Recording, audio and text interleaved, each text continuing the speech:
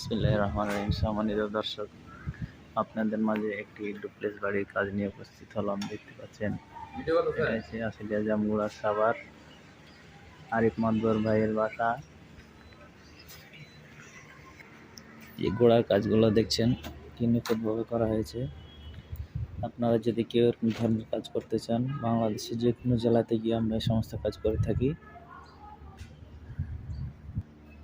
এই সিলিংয়ের নিচে কাজগুলো দেখছেন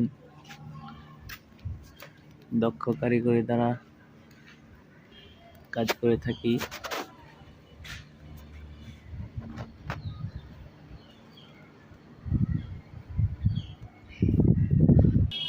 দেখতে পাচ্ছেন জানালার পিলারগুলো কি নিখুঁতভাবে করা হয়েছে।